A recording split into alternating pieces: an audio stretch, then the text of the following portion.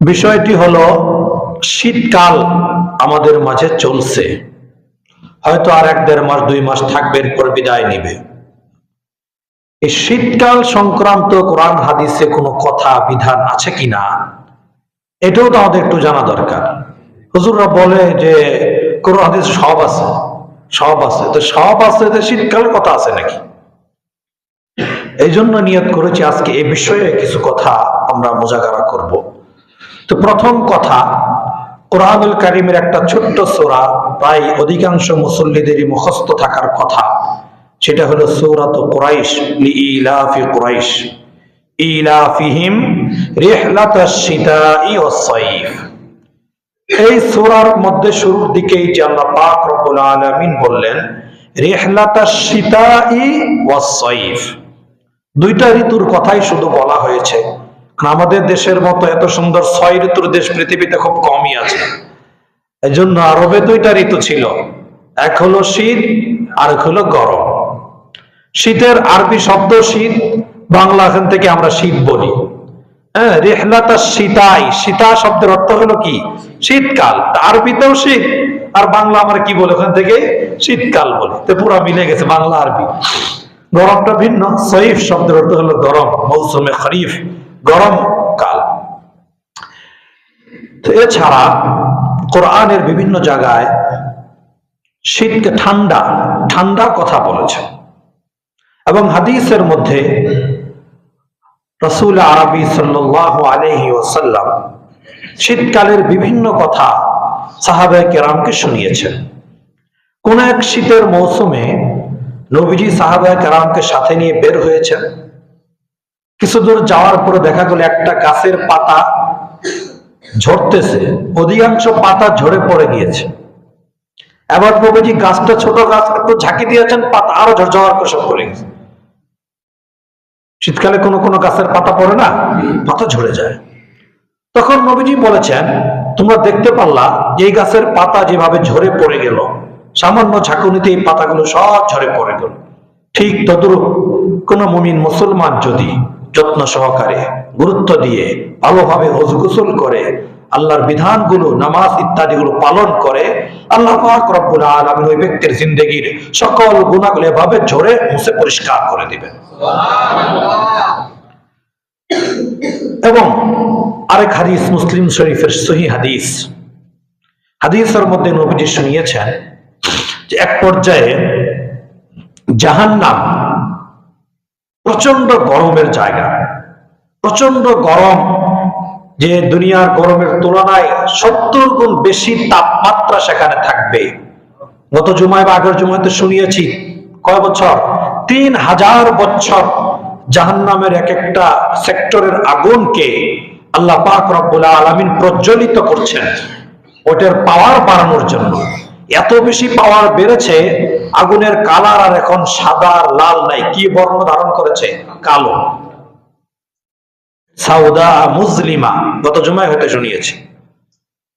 এত জাহান্নাম, এত কঠিন তাপ, জাহান্নাম নিজে আল্লাহর কাছে নালিশ করবে, ইস্তাকাতিন নার, জাহান্নাম আল্লাহর কাছে নালিশ করে, হে আল্লাহ, আকালা বাজি বাজা, আমার কিছু অংশকে খেয়ে ফেলতেছে, এতটা তাপ। আমরা এই যে মহিলারা রান্না করে না, বিশেষ করে রাইস কুকার বা এমনি গ্যাসে যখন ঢাকনা দিয়ে রান্না করে, অনেক বেশি যখন নিচে তাপ উঠে, ডাল বা ভাত যে কোনো বলক আসে না পানিতে, অনেক এক পর্যায়ে মনে হচ্ছে ঢাকনা মনে হয় যে পড়ে যাবে, উপক্রম হয়ে যায়। একটু খুলে দিলে, একটু ভাপ বের হলে আবার স্বাভাবিক, আবার ঢেকে দিলে আবার কিছুক্ষণ পর এরকম উতলাইতে থাকে, প্রয়োজন উপক্রম হয়ে যায়। তো জাহান্নামের তাপ এতটাই বেশি মারাত্মক যে তাপের কারণে জাহান্নাম ফেটে পড়ার উপক্রম। আল্লাহর কাছে বলবে, আল্লাহ আমরা আর সহ্য করতে পারছি না, এত বেশি উত্তপ্ত হয়েছে, আমার কত অংশকে জ্বালিয়ে খেয়ে ফেলতেছে। আমাদেরকে একটু শ্বাস ফেলার সুযোগ দেন, তাহলে ভাবটা যদি ভিতর থেকে বের হয়ে যায়, তাপ কিছুটা কমবে। এবার আল্লাহ পাক রব্বুল আলামিন জাহান্নামকে বছরে 2 বার শ্বাস ফেলার সুযোগ দিয়েছেন, নাফাসাইন, 2 বার শ্বাস ফেলার সুযোগ দিয়েছেন। নাফাসুন ফিস শিতাই ওয়া নাফাসুন ফিল হার, একবার শ্বাস ফেলার অনুমতি দিয়েছেন শীতকালে, আরেকবার শ্বাস ফেলার অনুমতি দিয়েছেন গরমকালে। জাহান্নাম যখন গরমকালে তার শ্বাস ছাড়ে তখন পুরো পৃথিবী এত গরম হয়ে যায়, তাপমাত্রা কত বেড়ে যায়, এসির ভিতরেও ঠান্ডা লাগে না। হয় কি হয় না? এটা হলো জাহান্নামের শ্বাসের ফসল। ঠিক তদরূপ শীতকালে যখন জাহান্নামের মধ্যে তো শুধু গরমের শাস্তি না, ঠান্ডার শাস্তি নাই, আছে না নাই? কোরআনের নামে শুরুতে আয়াত তেলাওয়াত করেছি, সূরা দাহার 29 পারার সূরা দাহারের প্রথম পৃষ্ঠায় শেষের দিকে আল্লাহ পাক রব্বুল আলামিন বলেছেন, মুত্তাকিইনা ফিহা আলাল আরাইক,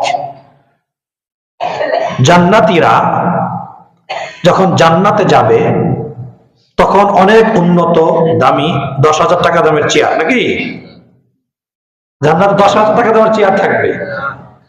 ওই চেয়ারের মূল্য দুনিয়ার সবকিছু দিয়েও কি ক্রয় করা সম্ভব? এরকম চেয়ারে বসে থাকবে, এরকম দামি চেয়ারের মধ্যে বসে, আসনের মধ্যে বসে। বা দুনিয়াতে একটা সামান্য চেয়ারের জন্য কত কামড়া কামড়ি, কত টানাটানি, কত গিলাগিলি, আর সেখানে আল্লাহ বলছেন ফিহা লাকুম ফিহা কি মুত্তাকিনা ফিহা আলাল আরাইক, আরাইকা মানে পালঙ্ক, আরো রাজকীয় সিংহাসন, এমন সিংহাসনে বসে বসে পরস্পরে কথা বলবে। লা ইয়ারাউনা ফিহা শামসাও ওয়ালা জামহারিরা, তারা সেখানে জাহান্নামের যে তীব্র গরম, কষ্টদায়ক তাপ, এমন কোন তাপ অনুভব করবে না। ওয়ালা জামহারিরা, জামহারির মানে হলো জাহান্নামের প্রচন্ড ঠান্ডা, মানে ঠান্ডা যে এত ঠান্ডা ওটা দুনিয়ার স্কেল দিয়ে মাপা সম্ভব না। এমন কোন ঠান্ডার কষ্ট জান্নাতীরা অনুভব করবে না, বরং তারা জান্নাতে থাকবে শীতাতপ নিয়ন্ত্রিত কক্ষে, যেখানে না গরম না শীত, আরামদায়ক পরিবেশে আল্লাহ পাক রব্বুল আলামিন জান্নাতীদেরকে বসে বসে আড্ডা দেওয়ার সুযোগ দিবেন। আল্লাহ আমাদের সবাইকে জান্নাতি হিসাবে কবুল করেন। তো বোঝা গেল জাহান্নামের শাস্তি একটা কিও আছে, ঠান্ডাও আছে। শীতকালে যখন জাহান্নাম শ্বাস ছাড়ে তখন পুরো পৃথিবী শীতল হয়ে যায়। কয়েকদিন আগে কি পরিমাণ ঠান্ডা ছিল, সারাদিনে সূর্যের মুখ দেখা যায়নি, কি পরিমাণ ঠান্ডা। বৈজ্ঞানিকরা গবেষণা করে যাই বলুক কি কারণে শীত আর ঠান্ডা, গবেষণা যেখানে শেষ ওখানে আল্লাহ রাসূল বলে গেছেন কেন শীত আর ঠান্ডা আসে পৃথিবীতে দুইবার। দুটোটাই কিসের কারণে আসে? ওই জাহান্নামের শ্বাস ফেলার কারণে। নাফাসুন ফিস শীতা ওয়া নাফাসুন ফিস সাইফ, একবার শ্বাস ছাড়ে হলো শীতকালে, আরেকবার শ্বাস ছাড়ে হলো গরমকালে। নবীজি বলেন, বুখারীর হাদিস, সহিহ হাদিস, রইসুল মুহাদ্দিস, সবচেয়ে বড় হাদিস বর্ণনাকারী যিনি ছিলেন সাহাবী, নাম কি? হযরতে আবু হুরায়রা রাদিয়াল্লাহু তাআলা, ওনার থেকে বর্ণিত হাদিস। যখন গরমকালে জাহান্নাম শ্বাস ফেলে নবীজি বলেন তখন তোমরা প্রচন্ড গরম অনুভব করো, আর যখন শীতকালে শ্বাস ফেলে জামহারির থেকে যখন তার ঠান্ডা শ্বাস ছাড়ে তখন পুরো পৃথিবী প্রচন্ড ঠান্ডা অনুভব করে। কোন কোন এলাকায় তো বরফ পড়ে, বরফ হয়ে যায়। এই হলো শীতকাল এবং গরমকালের বিষয়ে কোরআন হাদিসে বর্ণনা, আর অনেক কথা আছে। তবে শীতকালের বিশেষ কিছু আমল আছে কিনা, একটা হলো এই বিষয়টা ঈমান রাখা যে কোরআন হাদিসে যেটা বলা হয়েছে যে আল্লাহ পাক কতটা ক্ষমতাশীল, আল্লাহ পাক কত মহান পুরস্কার দাতা এবং কত কঠিন শাস্তি দাতা, এ বিষয়ের ইয়াকিন বিশ্বাস মনে রাখা। যদি আল্লাহর বিধান সহিভাবে পালন করে যেতে পারি তাহলে আল্লাহ পাক আমাদেরকে পুরস্কার দিবেন, আর যদি আল্লাহর বিধান লঙ্ঘন করে যায় তাহলে পরকালে কঠিন শাস্তি ভোগ করতে হবে। এটা সর্বপ্রথম মনের মধ্যে আনা। প্রচন্ড গরমের সময়ে খেয়াল করা, প্রচন্ড শীতের সময়ে খেয়ালটা মনে আনা, যেটা আল্লাহ তাআলার পক্ষ থেকে বিশেষ একটা সংকেত, বিশেষ একটা সিগন্যাল। কাজে সতর্ক হওয়া উচিত যে সামান্য দুনিয়ার শীত ঠান্ডা সহ্য করতে পারি না, জাহান্নামের জামহারির নামক শান্তি যখন আমাদেরকে দেওয়া হবে, তখন কিভাবে আমরা সহ্য করব? এটা 1 নম্বর কাজ। 2 নম্বর কাজ হলো, রাসূল আরবি সাল্লাল্লাহু আলাইহি ওয়াসাল্লাম এক হাদিসের মধ্যে বলেছেন, নবীজি বলেন, আলা আদুল্লুকুম আলা মা ইয়ামহুল্লাহু বিহিল খাতায়া ওয়া ইয়ারফাউ বিহিদ দারাজাত। আমি কি তোমাদেরকে এমন বিশেষ কোন আমলের কথা বলবো যে আমল যদি করো তোমাদের অনেক বেশি ফায়দা হবে? 1 নম্বর ফায়দা হলো, আল্লাহ পাক রব্বুল আলামিন তোমাদের জিন্দেগীর সকল গুনাহগুলো মাফ করে দিবেন। এটাই তো আমরা চাই, গুনাহ মাফ হোক, চাই কি চাই না? আল্লাহ পাক বলছেন ইয়ামহুল্লাহু বিহিল খাতায়া, নবীজি বলছেন এই আমলগুলো যদি করো তাহলে আল্লাহ পাক তোমাদের জিন্দেগীর সকল গুনাহগুলো মাফ করে দিবেন। 2 নম্বর ফায়দা হলো ওয়ারফাউ বিহিদ দারাজাত, আল্লাহ পাকের কাছে তোমাদের মর্যাদা, তোমাদের সম্মান, তোমাদের পোস্ট আর পজিশন অনেক উঁচা পর্যায়ে পৌঁছায় যাবে। আর এই কর্ম 3টার পরে আরেকটা কথা বলছেন, ফাযালিকুমুর রিবাত, এবং এটা হলো তোমাদের সীমানা পাহারাদারির মতো গুরুত্বপূর্ণ একটা ইবাদতের নামান্তর।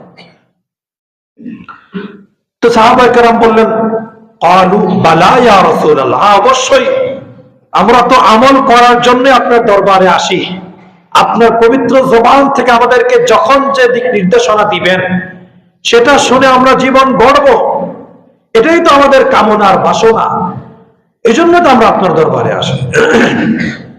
তখন নবীজি এই হাদিসের মধ্যে 3টি আমলের কথা বললেন। 3টির মধ্যে একটা হলো ইসবাগুল উযুই আলাল মাকারিহ, যখন তোমাদের ওযু করতে মনে চায় না, শীতের কারণে, ঠান্ডা পানি, পরিবেশ ঠান্ডা, তার শরীরটা গরম আছে, প্রচন্ড ভিড়, নানান কারণে যখন ভালোভাবে ওযু করতে মনে চায় না, ওই সময় যদি কেউ উত্তম রূপে ওযু করে, ওই সময় যদি কেউ উত্তম রূপে ওযু করে তাহলে তার গুনাহ মাফ হয়ে যাবে, আল্লাহর কাছে মর্যাদা বৃদ্ধি পাবে, এবং এটা তার সীমানা, মুসলমান রাষ্ট্রের সীমানা পাহারা দেওয়ার মতো নেকি লাভ হবে। তাহলে 1 নম্বর আমলটা কি? ইসবাগুল উযুই আলাল মাকারিহ। এই যে শীতকাল, ঠান্ডা পানি ওযু করতে কিন্তু মনে চায় না, ওযু করতে মনে চায় না বিধায় অনেকেই আসরের ওযুতেই আশা পার করে। কেন? ওযু করা কষ্ট, ঠান্ডা পানি, পেশাব ধরছে, তবুও পেশাব করে কোনো মতে চাপে চুপে একটু দেখি আর একটা ওয়াক্ত যাওয়া যায় কিনা।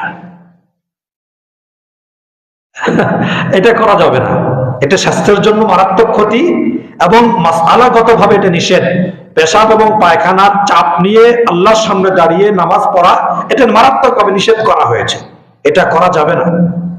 এই জন্য তো নবীজি বললেন যে এরকম গাফলতি আসতে পারে, এই জন্য বললেন যে ইসবাগুল উযুই আলাল মাকারিহ, যখন মনে চায় না ওযু করতে, তখন যদি কেউ ভালোভাবে সুন্দর করে ওযু করে তাহলে তার কটা 3টা ফায়দা হবে। এই জন্য শীত বা যে কোনো কারণে ওযু করতে যদি তো মনে নাও চায়, ওই সময় আরো ভালোভাবে ওযু করা, 3টা ফজিলত হাসিল করার নিয়তে। কয়টা ফজিলত? 3টা ফজিলত। গুনাহ মাফ হবে, মুখস্থ। 1 নম্বর ফায়দা কি? গুনাহ মাফ হবে। 2 নম্বর আল্লাহর কাছে মর্যাদা বৃদ্ধি পাবে। 3 নম্বর সীমানা পাহারা দেওয়ার নেকি লাভ হবে। যখন ওযু করতে মনে, শীতকালে কি ওযু করতে মনে চায় খুব বেশি? কারোই মনে চায় না। এরপরও কি যদি কেউ করে ফজিলত হাসিলের নিয়তে, তা আল্লাহ তাআলা তাকে এই নেকি দান করবে। শীতকালে সমস্যা হলো চামড়া শুষ্ক থাকে, সহজে ভিজতে চায় না, বিশেষ করে যারা ওযু করেও এই কোনো মতো একটু কাওয়া গোসল কেমনে করে না, একটু পানি ছিটা দিয়ে চলে আসে, এই ওযুতে হবে না, নামাজ হবে না। আরেক হাদিসের মধ্যে নবীজি বলেছেন, ওয়াইলুল লিল ইকাবি মিনান নার, ওয়াইলুন লিল ইকাবি মিনান নার।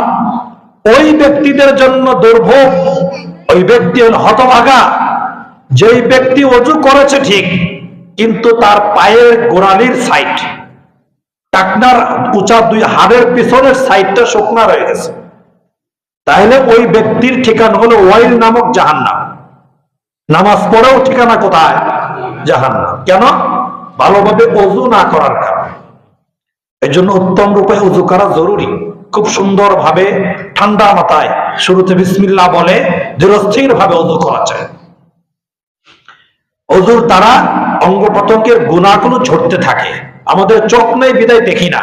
অনেক বুজুর্গানে দিন ছিলেন যে ওযু করার সময় দেখতেন সগীরা গুনাহ যদি চোখের দ্বারা কোনো ছোট গুনাহ হয়ে থাকে, হাতে মুখে যদি কোনো গুনাহ হয়ে থাকে, ওযু করার দ্বারা সেই গুনাহগুলো ঝরে যেতে থাকে।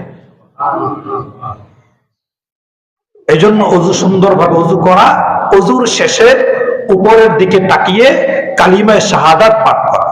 কেউ কেউ বলেন আকাশের দিকে তাকিয়ে। আকাশ সব জায়গায় পাবেন কোথায়? আপনি ঘরে ওযু করছেন, আকাশ পাবেন কোথায়? এই জন্য আকাশ না, মাসলা কি? উপরের দিকে। উদ্দেশ্য কি? উপরের দিকে তাকিয়ে কালিমা শাহাদাত পড়া, আশহাদু আল্লা ইলাহা ইল্লাল্লাহু ওয়া আশহাদু আন্না মুহাম্মাদান আবদুহু ওয়া রাসূলুহু।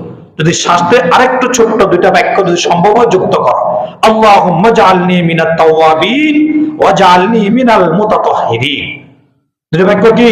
আল্লাহুম্মা জাআলনি, হে আল্লাহ আপনি আমাকে অন্তর্ভুক্ত করেন, মিনাত তাওয়াবিন, তওবাকারীদের। তওবাকারীদেরকে আল্লাহ বড্ড ভালোবাসেন। এজন্য বিভিন্ন জায়গায় জায়গায় দোয়া শিখিয়েছেন যে তওবাকারীদের অন্তর্ভুক্ত হওয়ার চেষ্টা করো, তাহলে আল্লাহর প্রিয় পাত্র হয়ে যাবে। এজন্য ওযুর শেষে কালিমা শাহাদাত পাঠ করার পরে এই দুইটা বাক্য, আল্লাহুম্মা জাআলনি মিনাত তাওয়াবিন একটা, আরেকটা হলো ওয়া জাআলনি মিনাল মুতাতাহহিরিন। ইয়া আল্লাহ আমি যেরকম ভাবে ওযু করে আমার বাহ্যিক অঙ্গকে দেহকে পবিত্র করেছি, ঠিক আমার অন্তরের গুনাহগুলো মুছে দিয়ে আমার ভিতরটা একেবারে পবিত্র বানিয়ে দেন। এই দোয়াটা যদি ওযুর পরে বারবার পড়া হয়, একবারও কি আল্লাহ শুনবেন না?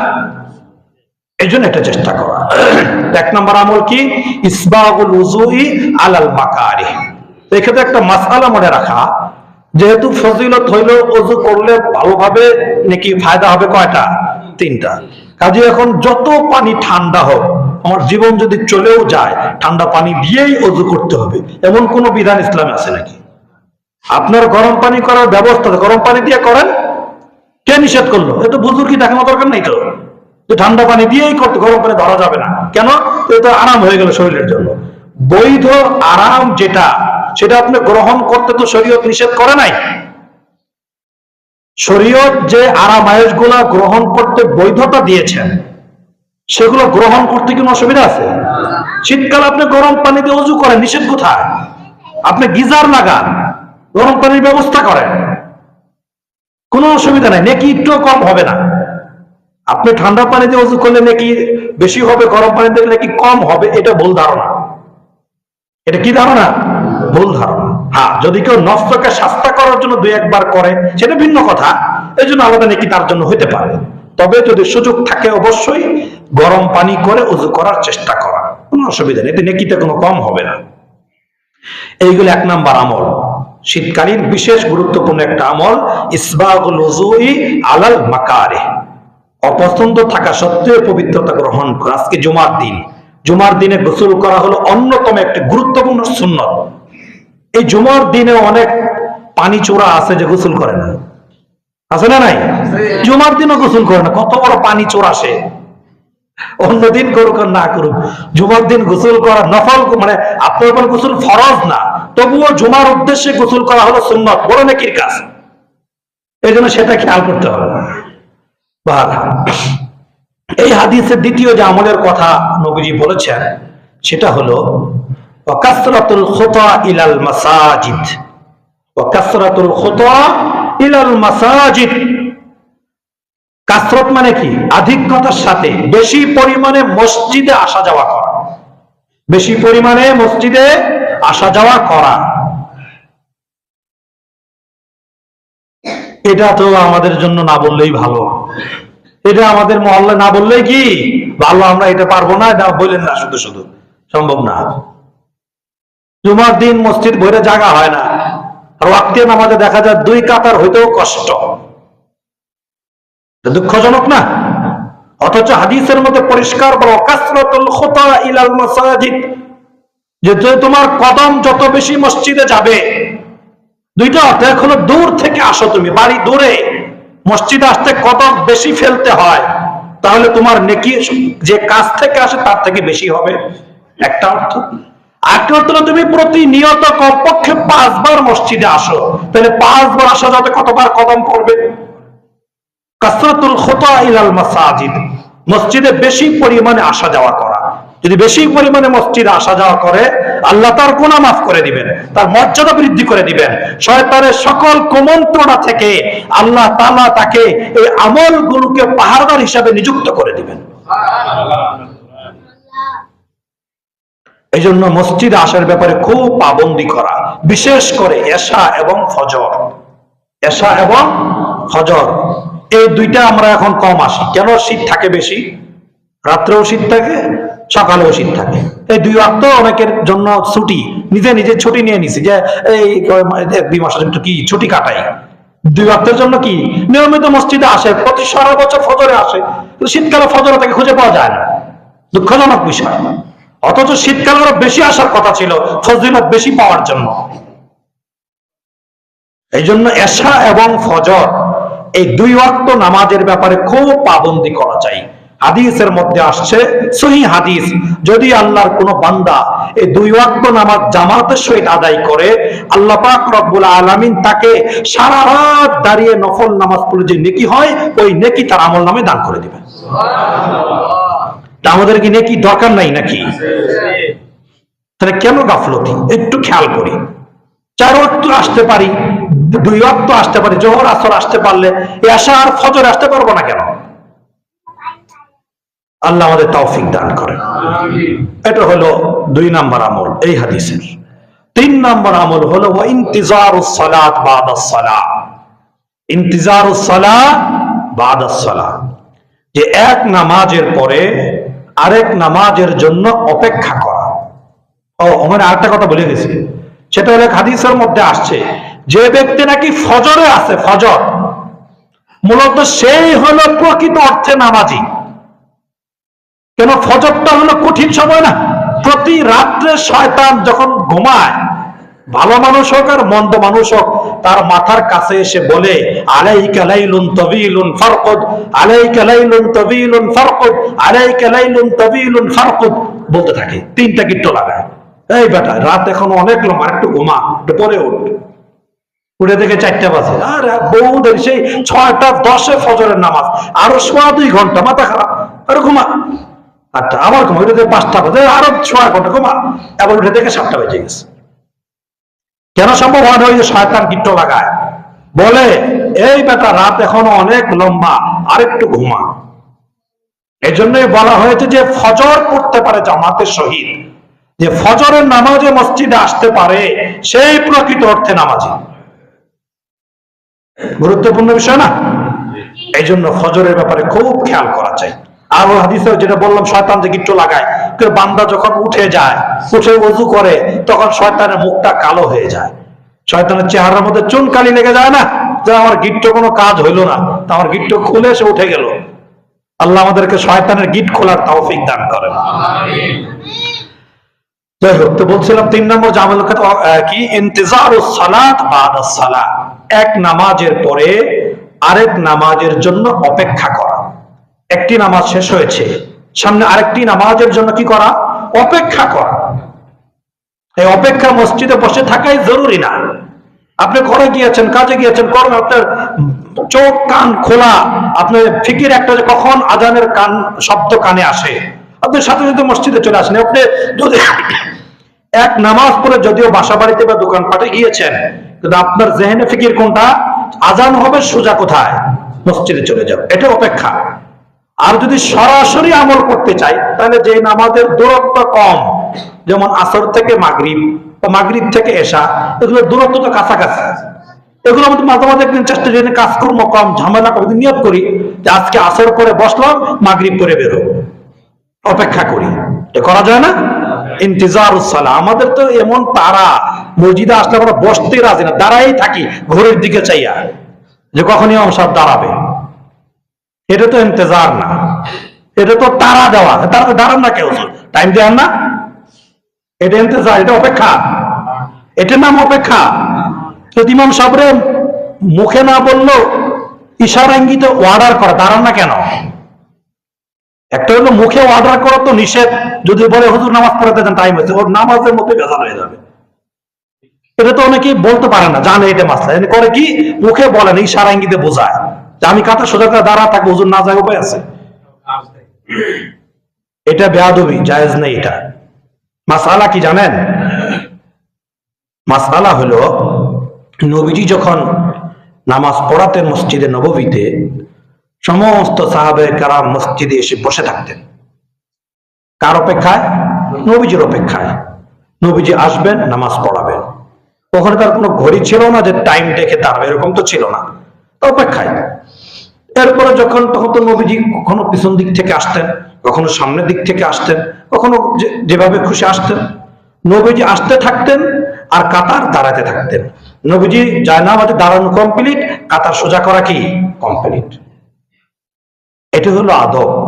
আগে থেকে দাঁড়িয়ে থাকা এটা আদবের খেলাফ। যদি ইমাম সাহেব আপনার বয়সের ছোট হতে পারে, জায়গাটা কার? নবীজির জায়গা না?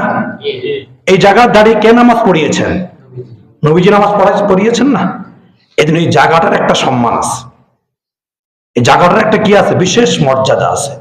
এটা খেয়াল করবো ইনশাআল্লাহ। আমরা এসে যদিও সময় 30 সেকেন্ড থাকে, বসে থাকবো, অপেক্ষা করবো, অসুবিধা কি? 1 মিনিট আছে, একটু দাঁড়াই থাকি, ঠান্ডা কার্পেটটা ঠান্ডা ঠান্ডা, একটু কষ্ট হয়, এই জন্য অনেকে বসতে চায় না, বুঝি। তবুও একটু চেষ্টা করা, একটু কষ্ট হলেও বসার চেষ্টা করা, বসে থাকা। বাস যখন দাঁড়াতে বলা হবে বা যখন দাঁড়াবে তখন দাঁড়িয়ে নামাজে শরীক হওয়া, এটা হলো আদব মাসআলা। এটা খেয়াল করা জরুরি। এটা ইনশাআল্লাহ আমরা সামনে থেকে খেয়াল করার চেষ্টা করব। আল্লাহ আমাদেরকে তৌফিক দান করেন। তো আমি বলছিলাম যে ইন্তেজারুস সালাহ বাদাস সালাহ, এক নামাজের পরে আরেক নামাজের জন্য অপেক্ষা করা। এখন আপনারা বলেন আমরা তো অপেক্ষা করি, এই যে আজকে জুমা পড়ে যাব, আবার আগামী শুক্রবারের জন্য অপেক্ষা করতে থাকুন 1 সপ্তাহ ভরে। এই অপেক্ষার কথা বলা হয়েছে, এক জুমা থেকে আরেক জুমা, এই অপেক্ষা সে তো ভালোই। সপ্তাহে আমাদের তো কষ্ট করা দরকার, একদিন নামাজ পড়বো শুধু।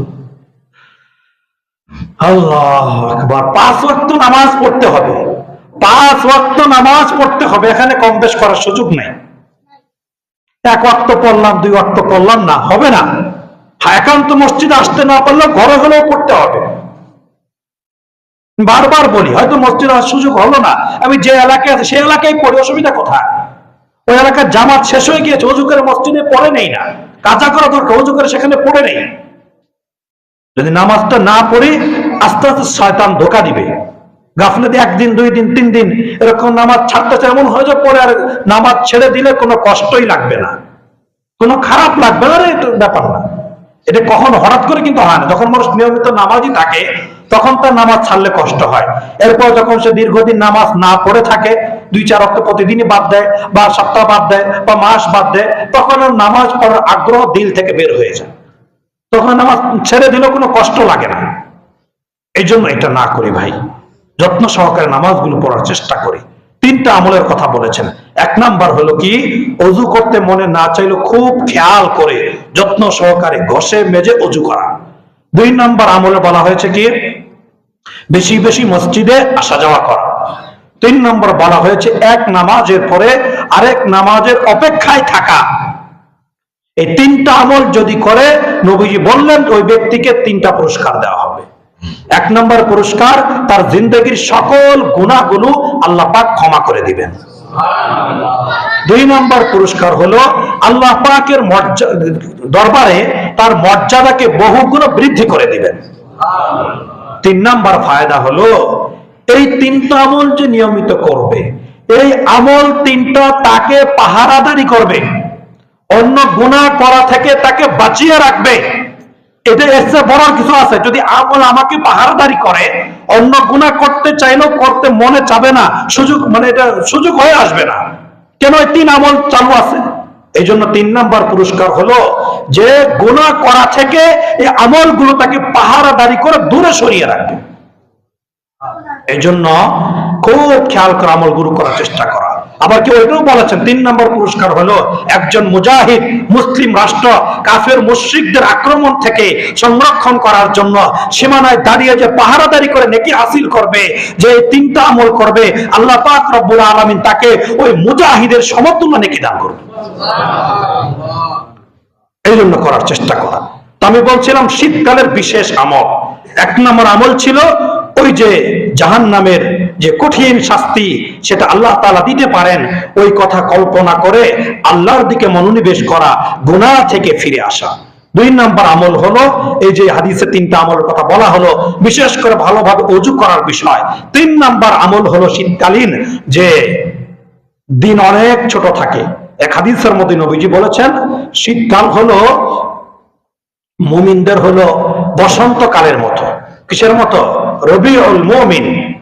আস-সাওমু ফিশ শিতাই রবিউল মুমিন, যে শীতকালে রোজা রাখা এটা হলো মুমিনদের বসন্তকাল। বসন্তকালে যখন বাগানগুলো ফুলে ফলে সবুজ শ্যামল হয়ে ভরে ওঠে, ঠিক তদরূপ শীতকালে মুমিনদের আমলের দ্বারা পুরা জিন্দেগি এবং পরিবারকে ভরে তোলে। এই জন্য মুমিনদের জন্য বলা হয়েছে শীতকাল হলো তাদের বসন্তকাল। কিসের? ইবাদতের জন্য। দিনগুলা কত ছোট থাকে, 10-11 ঘন্টা দিন থাকে মাত্র, অথচ বড় দিনে 16 ঘন্টা 17 ঘন্টা পর্যন্ত আমরা রোজা রেখেছি। এই জন্য শীতকালে শীত উপলক্ষে যে বিশেষ আমলের কথা বলা হয়েছে এটাকে সামনে রেখে 2-4টে হলেও রোজা রাখার চেষ্টা করা। নফল রোজা বৃহস্পতিবারে সোমবারে হতে পারে, না হয় কমপক্ষে আরবি মাসের যে চাঁদের 3টি রোজা আইয়ামে বীজ সেটা হতে পারে, অথবা যে কোনো দিন শীতকালকে কেন্দ্র করে আমি 2-4টে নফল রোজা রাখবো। করা যায় না ইনশাআল্লাহ? হয়তো আমার জিন্দগি 30 বছর 40 বছর হয়ে গিয়েছে, পুরো জিন্দগিতে কখনো শীতকালের এই বিশেষ ফজিলতটা হাসিল করার জন্য আমি রোজা রাখি নাই। এটা আমার জন্য একটা দুঃখজনক ব্যাপার। এই জন্য আবার নিয়ত করে, এখনো দিন অনেক ছোট আছে, অনেক ছোট দিন। 6:42 সূর্য ওঠে, কত বড় রাত, কত ছোট দিন। ইচ্ছা করলেই সম্ভব, না খায় থাকলেও রোজা রাখা যায়, এত ছোট দিন। আবার দিন ঠান্ডা, কষ্ট হবে না, পিপাসার কষ্ট হবে না।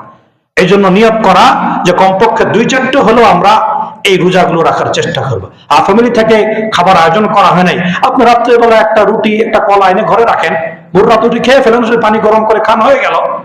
ফ্যামিলি সবাইকে তো চাপ দেওয়া দরকার নাই, এটা অনেক কঠিন কাজ না, ইচ্ছা করলে সম্ভব।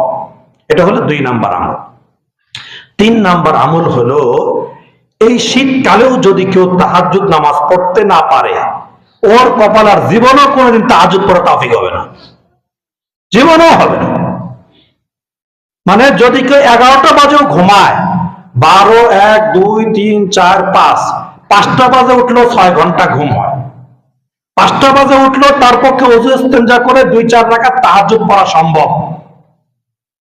দেখলাম তাহাজ্জুদের রক্ত শেষে সম্ভবত 5:28 বা 27, তাও তো প্রায় আধা ঘন্টা টাইম। আধা ঘন্টা আগে উঠলে ওযু ইস্তেনজা করে কি নামাজ 2-4 রাকাত পড়া যায় না? তাহাজ্জুদ নামাজ ছাড়া কেউ আল্লাহর ওলি হতে পারবে না, সম্ভব না এটা। হ্যাঁ, আপনি ভালো মানুষ হইতে পারবেন, জান্নাতেও যেতে পারবেন, কিন্তু আল্লাহর বিশেষ পার্সোনাল বান্দা হওয়ার জন্য কি লাগবে? তাহাজ্জুদ লাগবে। আর এই তাহাজ্জুদের সবচেয়ে গুরুত্বপূর্ণ সিজন হলো শীতকাল। 5টা বাজেও যদি কেউ ওঠে, তার পক্ষেও 2-4 রাকাত তাহাজ্জুদ পড়া সম্ভব। নবীজির উপর তাহাজ্জুদ জরুরি ছিল, পুরো জিন্দেগিতে নবীজি কোনোদিন তাহাজ্জুদ নামাজ বাদ দেন নাই। আর আমাদের অবস্থা হলো এমন, পুরো জিন্দেগিতে কোনোদিন তাহাজ্জুদ পড়ার সুযোগ হয় নাই। ঠিক না ঠিক?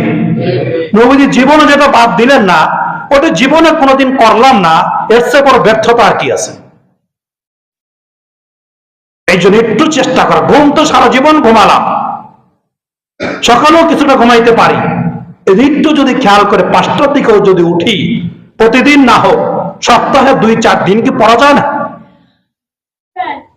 তাহাজ্জুদের যে ফজিলতের হাদিস, এটা আমরা লাগাই দিচ্ছি শুধু শবে কদরের সাথে, অথচ হাদিসটা শবে কদরের সাথে সম্পৃক্ত না, সারা বছরের ব্যাপারে নবীজি বলেছেন এই ঘোষণা।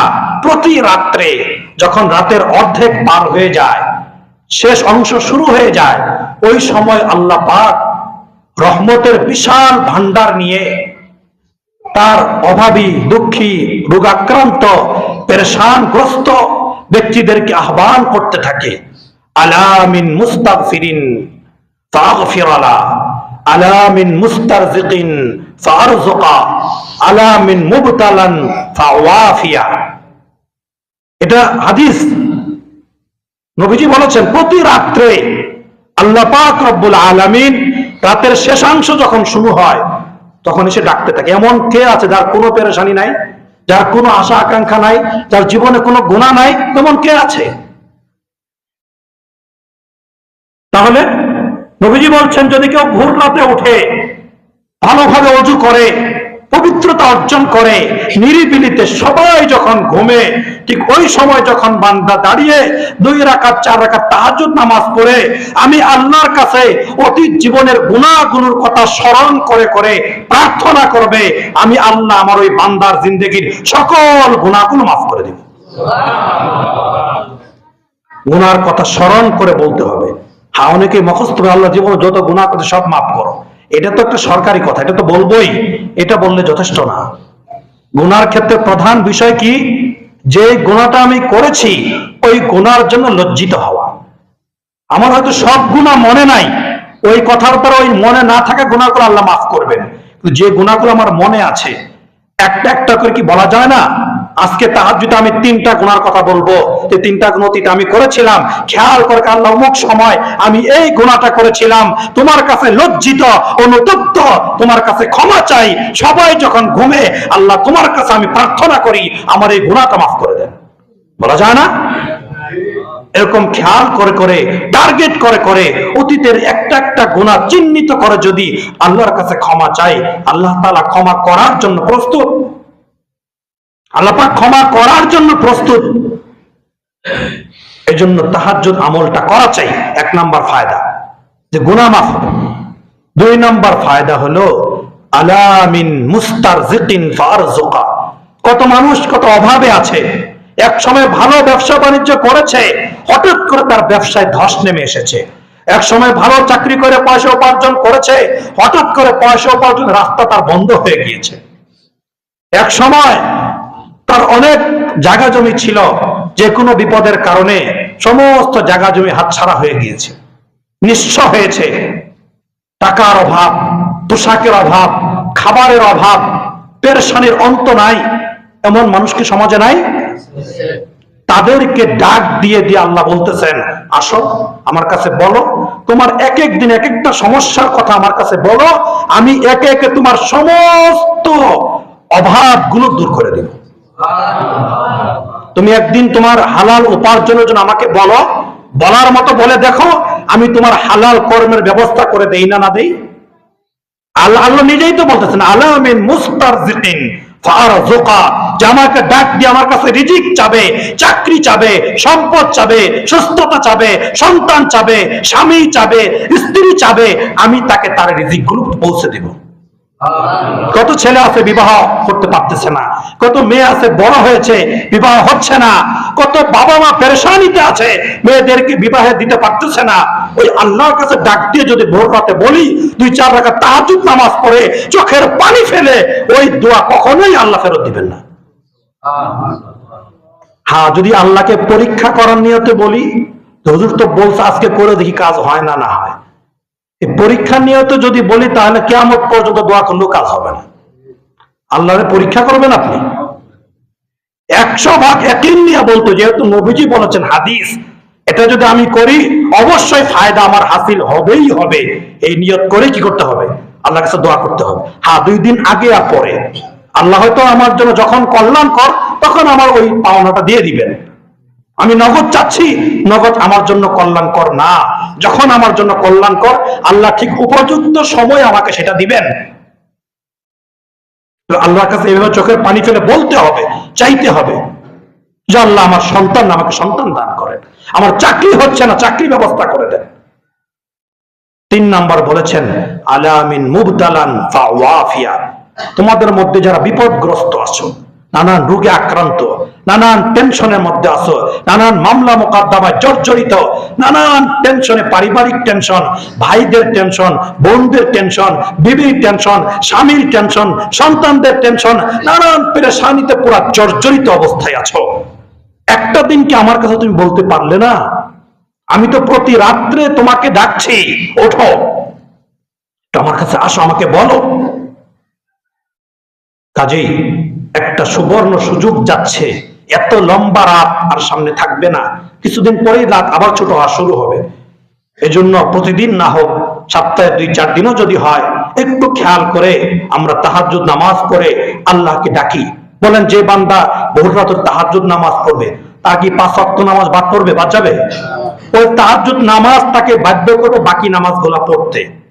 আর পরের দিন যখন আল্লাহর সামনে হাত তুলবে, তার মনে হবে আমি তো গতকালকে জোহরের নামাজ পড়ি নাই। এই নিজের ভিতর থেকে একটা অনুশোচনা কাজ করবে। তাহাজ্জুদ যদি কেউ পড়ে, তার ওয়াক্তে নামাজ ছুটবে না। আল্লাহ আমাদের তৌফিক দান করেন। এটা হলো শীতকালের 1 নম্বর হলো চিন্তা করা আল্লাহর কুদরতের কথা, 2 নম্বর ভালোভাবে ওযু করা, 3 নম্বর রোজা রাখা, 4 নম্বর কি করা? তাহাজ্জুদ পড়া। এটা বলি শেষ। 5 নম্বর, যে শীতের পোশাক যথাসাধ্য প্রতি বছর যেন হয়, আমি 100 টাকা খরচ করে হলেও কাউকে শীতের কোনো পোশাক, এক জোড়া মোজা, একটা রুমাল বা একটা মাফলার বা একটা সোয়েটার বা একটা গেঞ্জি, অল্প থেকে অল্প হোক, শীতের কোনো না কোনো পোশাক যেন প্রতি বছর আমার কষ্টার্জিত সম্পদ থেকে কাউকে আমি দান করি। এটা শীতকালের বিশেষ একটা আমল। এটা আমরা খেয়াল করি না। আমার পোশাকের অভাব নাই, অন্ত নাই, আমার কমপক্ষে 8-10 জোড়া জ্যাকেট আছে, চাদর আছে, কিন্তু মানুষকে দিতে পারি না, দেওয়ার মন নাই। কত কিছু কিনা হয় প্রতি বছর, সন্তানদের জন্য কত আইটেমের পোশাক কিনা হয়, কিন্তু বুড়া বাবা মার জন্য কিনে না। চিন্তা করে, একবার তো কিনে ওদের তো আছে, এখনো শেষ হয় না। আরে আপনি প্রতি বছর আপনার আব্বা এবং আম্মাকে একটা নতুন শীতের কাপড় কিনে দেন না, কলিজা ফেটে আপনার জন্য দোয়া বের হবে, সে কত খুশি হবে আপনার জন্য। একটা কিনে দিয়েছেন 36 বছর আগে, সেটা চামড়া উঠে গিয়েছে পুরান হতে হতে, সেটাই আপনি মনে মনে তৃপ্তি, বাবাকে তো আমি দিয়েছি, মাকে তো দিয়েছি। কেন আপনি প্রতি বছর কত দামি না দেন, একটু নরমাল মধ্যে কি দেওয়া যায় না? এটা খেয়াল করা। আমার আপনার অর্থ থেকে, যে হাদিসের মধ্যে নবীজি পরিষ্কার বলেছেন, আপনার আমার টাকা, কোন ক্রয়কৃত পোশাক যদি কোনো ব্যক্তির শরীরে থাকে, ভালো করে শুনেন, আপনার আমার টাকায় ক্রয়কৃত পোশাক যদি কোনো মানুষের শরীরে থাকে, যতদিন পর্যন্ত আপনার দেওয়া পোশাক সে বহন করবে, ততদিন পর্যন্ত আপনি সরাসরি আল্লাহ পাকের দায়িত্বে থাকবেন, কেউ আপনার চুল পরিমাণ কোনো ক্ষতি করতে পারবে না। সহিহ হাদিসের কথা এটা। এই জন্য এটা খুব খেয়াল করো। শীত তো মারাত্মক শীত মনে হয় চলেই গেল, এখনো প্রায় 1.5-2 মাস শীত থাকবে, এখনো সুযোগ আছে। যাদের এই আমলটা করার সুযোগ হয় নাই, আমরা একটু চেষ্টা করি। অনেক টাকা খরচ করা দরকার নাই, সামান্য টাকা খরচ করে হলেও কিছু একটা হলো, যে মনে করেন 2000 টাকা শীতের কাপড় কিনে 36 বার ভিডিও আর ছবি তুলে যে শীত বস্ত্র বিতরণ, এই কাম করা কোনো দরকার নেই। এই ফাইজলামি আপনি করেন না, এই কাপড় আপনাকে জাহান্নামে নিবে। আপনি এটা আল্লাহর জন্য করেন নাই। 10 টাকার কাপড় দিবেন, 20টা ছবি তুলতে হবে কেন? এটা কেমন ফাইজলামি? এটার নাম শীত বস্ত্র বিতরণ নয়, এটা হলো ফোটাঙ্কি লোক দেখানো। তাদের কাছে একটা দলিল আছে যে কেন প্রকাশ্যে দিন আমারটা দেখে আরেকদিন উৎসাহ পাবে, এই উৎসাহ নিয়ে তো আপনি করেন, এটা আপনি মিছা কথা। আপনি দিল কাটলে দেখা যায় তো আপনি মানুষকে দেখানোর জন্য করতেছেন। দরকার নেই এরকম ফোটাঙ্গি দেখানো। আপনি একেবারে গোপনে নিজের জন্য আপনি কিনেন, বাস লুকায় আপনি কাউকে বেগে ভরে দিয়ে দেন, ভাই এখানে 2 জোড়া মুজাস, আপনি আপনার ফ্যামিলিকে দিবেন, আপনি পড়বেন, অসুবিধা কি? এই জন্য চেষ্টা করা। শীতকালে বিশেষ 5টা আমলের কথা বলা হলো, বিশেষ করে সর্বশেষ যে আমলের কথা বললাম, এটা আমরা চেষ্টা করব। আল্লাহ পাক রব্বুল আলামিন কথাগুলো সর্বপ্রথম আমাকে এবং সকলকে সুন্দরভাবে মানার তৌফিক দান করেন। সকলে বলি আমিন। ওয়া আখিরু দাওয়ানা আনিল হামদুলিল্লাহি রাব্বিল আলামিন।